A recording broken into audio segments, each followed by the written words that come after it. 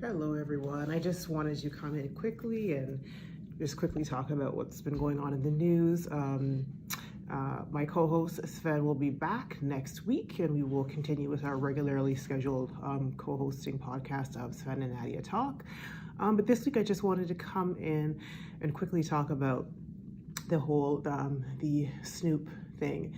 I think a lot of us were so excited when we heard that Snoop was going to be quitting smoking, and although we should not look to celebrities or public figures as examples or necessarily leaders, because that's not what they ever claim to want to be, or role models.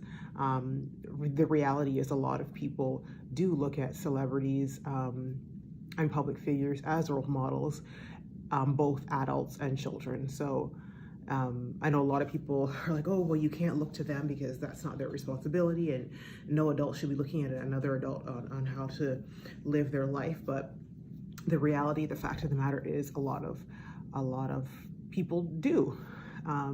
So I was really excited to actually see that that Snoop was that he was actually not, that he was supposedly giving up smoking. And I was like, cool, whatever it was, whatever personal reason I thought it was at the time, I was like, none of my business, whether it's for his health or otherwise or both, none of my business. Awesome.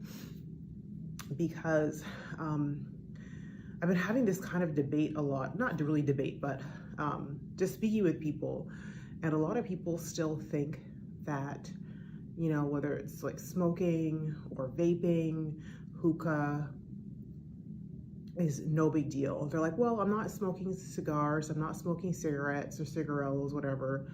It's no big deal. And if it's marijuana, it's okay. And it's like, it's not. Just because it's marijuana, ingesting it in smoke form is probably one of the worst ways to ingest it. If you're gonna do it, it should be like in a tea or a tincture or food. Nothing should be going in your lungs but oxygen. And the thing with like the hookah and the vaping, people are like, well, I don't have nicotine in it, I'm just doing like juicing, or not juicing, I'm just putting like the fruit flavors, and it's just air and stuff. And it's like, no. It's like, it's still bad for you. Have you never heard of like popcorn lungs? Like teenagers who have only been vaping for like a year, 2 years, 3 years are literally having is it COPD, I think, and like having to get like lung transplants or carry around oxygen for the rest of their life because they've destroyed their lungs from vaping. It's like, stop putting things in your lungs. I don't care if it has nicotine, I don't care if it's just fruit, I don't care if it's marijuana. It is horrible for your lungs. I cannot co-sign, and I know you're not asking me to co-sign, but I'm gonna talk about it anyways. Stop putting that shit in your lungs. Nothing should be going in your lungs. Any kind of smoke should be going in your lungs. And just people are so casual about it. Just please stop smoking. Please stop vaping. Like, it's not good for you at all. And then the thing with the hookah that freaks me out too, how people, even with vaping and the, what do you call it, and the hookah, like how you're going to these bars and you're like, oh yeah, we went out and we smoked hookah together. I'm like, I hope you know these people really well, because you're not afraid of like getting bumps and shit on your lip, like herpes. I'm frightened to death of herpes. Like, and even when you see people are always like, oh, everybody has herpes. Well, first of all, everybody does not have herpes, first of all. So we're gonna stop that narrative. And then second, say you got herpes, because I think that's how probably most people got herpes from when they were, excuse me, when they were children or babies, and they were kissed by, their parents or their grandparents or something, and then they got herpes that way. They may have had one outbreak or had outbreaks in their childhood, and then they've never had it again, and it's laying dormant. So even if you do have herpes because of that and you've never had an outbreak ever, or you haven't had them since childhood, for example, there are new strains coming out all the time. So you don't have that strain. You don't have that strain, and then you go ahead and you get a new strain. So now this one, and then now you got bumps and shit over your lip or your nose, your eye. And then you could possibly transfer it to, you know, the genitals of somebody else. So I'm like, y'all are taking a lot of chances with your health. Just smoking whatever, sharing whatever. People, and that's another thing I want to bring up. I could talk about this forever. Like, people are so casual to me with when it comes to STIs. They're like, oh, well, you get herpes, you can take something and suppress it. You get gonorrhea or chlamydia, apparently that's a normal thing. Oh, just get some antibiotics and take care of it, even though I think it's gonorrhea is becoming, or chlamydia, probably both at this point, are becoming antibiotic resistant. The strains are so strong. And even people I'm hearing, because I was watching something on TikTok, and a guy, I don't know if it was a skit or not, but a guy confronted his girlfriend with his HIV. He got results that he has HIV, and he was trying to, I guess, figure out if she gave it to him, blah, blah, blah. And people are so casual about HIV. And let me backtrack and say, not backtrack, let me amend my statement and say, I'm not shaming anybody who has HIV. If you have it, you have it. There's nothing, you can't turn back the clock. You can't turn back the hands of time. But to me, people are getting far too casual when it comes to incurable diseases and curable diseases, because they're like, well, I can take something to make it go away, or I can take it to suppress it, or make it untraceable or untransmissible. And I'm like, so you're just gonna be, excuse my language, just gonna be going raw on everybody, not asking for papers before you have sexual encounters with them, just sharing tools with people. And I'm like, y'all are just so casual with your body, with your health. Forget the emotional and spiritual side, but just to me, it's like, what is going on where people are so casual? They're just like, meh, whatever. Is it just me? Am I the only one who's like seeing things and I'm kind of like flabbergasted, like what the hell is going on with society, where we just don't give the hell about our health? I feel like crap, so I'm gonna smoke my life away, smoke from the morning time I get up to the time I go to bed, instead of actually finding a way to deal with it and heal myself. Or I'm gonna sex it away, like the Solange song. I'm gonna sex it away instead of actually dealing with what's going on. I'm gonna be casual with my health, because when you're that casual and that reckless with your health, something is going on. If you don't care about your health and your future, something is going on mentally.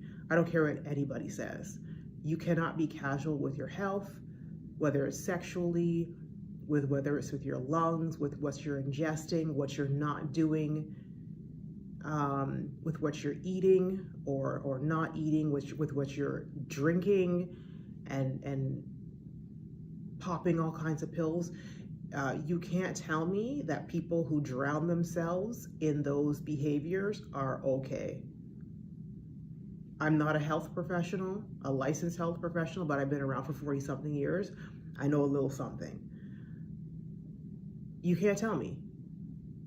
Anyway, I just had to rant a little bit, because I just have so many things on my mind about society and just where it's going. And I'm not coming from a place of perfection, because I'm constantly working on myself, and constantly trying to make things better for myself. And I just want everyone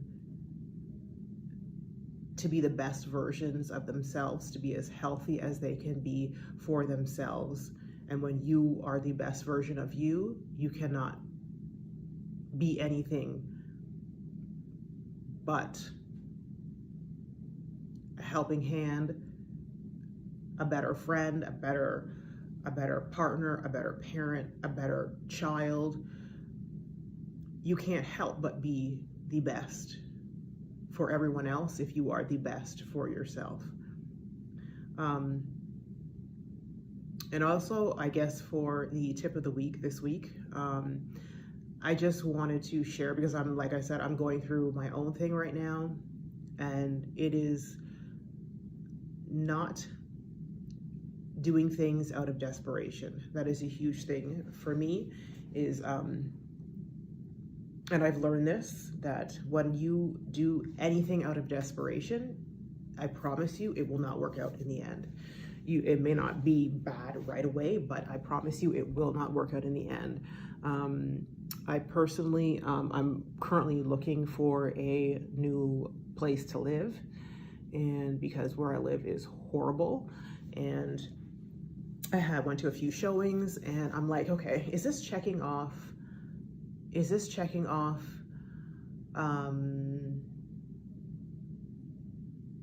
at least 8 of the 10 things on my list?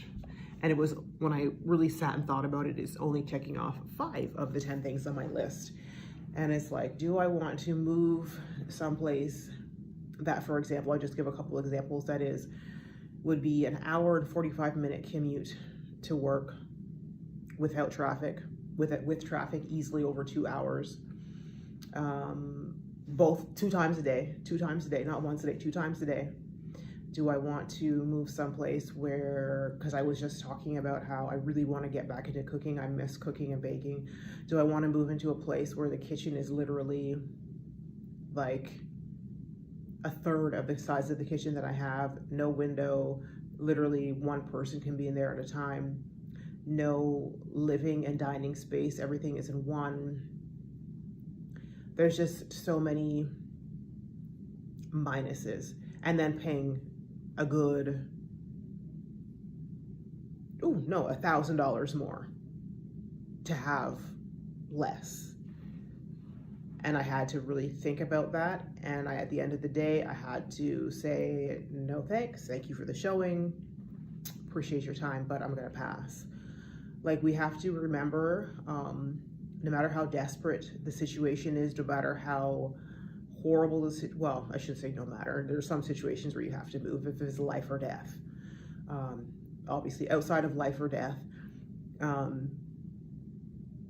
sometimes it's better to wait and keep and sit and be uncomfortable and kind of have your peace disrupted for a little more time than you would like, until you find a better situation, until you find a more peaceful situation, because that's what it is for me at this point.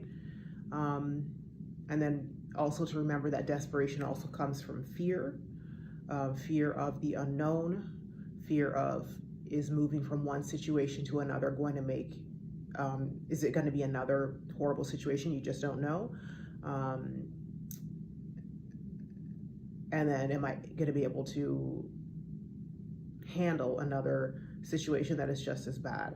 So I think desperation absolutely stems from fear, and we have to remember, outside of life or death, if you can hold on, whether that's a living situation, a work situation, a relationship situation, whether it's romantic, platonic,